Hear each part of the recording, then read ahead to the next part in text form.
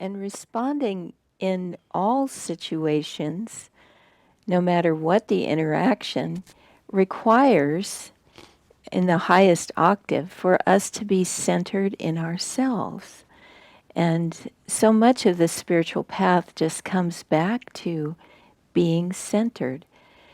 I remember a friend of mine telling me that she would go back home to another country. She was living in America, but she would make trips back to see her family once every year or sometimes every 2 years.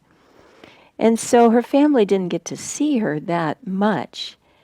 And she said this pattern went on for years, that the first week or 10 days of her 2-week trip would be very harmonious. And then the last few days, her dad would start arguing with her. And for quite a while, she would argue back. And so the trips would end on this inharmonious note. And then, speaking of listening to the heart, she realized that he was picking a fight with her every time because he didn't want her to leave. And he was upset about her leaving. And once she understood from her heart what was happening, and then she said it was like a game. He would throw a ball at her, figuratively speaking. He would throw a barb at her, and she would take the ball, and instead of throwing it back, she would put it down. He would throw it at her, and she would put it down. And in that way, she was able to grow deeper in her relationship with her father, and they came to more harmony, more understanding, and more love. And so that is a real key to creating and experiencing harmonious relationships, responding with compassion, with love.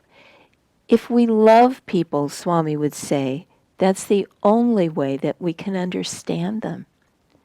And I've always remembered him saying that because it's so true and the way to live in this world. If people hurt your feelings or are cruel or whatever it is that upsets us, if we become angry because of the way we're being treated by other people, it's very, very helpful to try to understand what is making them upset, what's causing them to spew out anger or emotional words.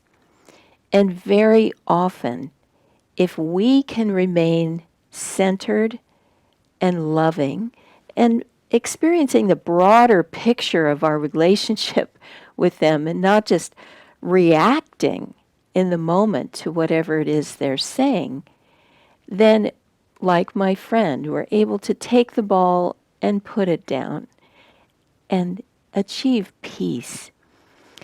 I have had miraculous turnarounds with people if I have just been able to keep my mouth shut and not do the knee-jerk reaction that I want to say, and instead come from a place of love and humor.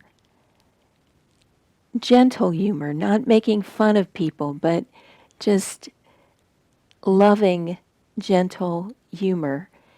And suddenly the energy will turn around and they too will get back into their hearts.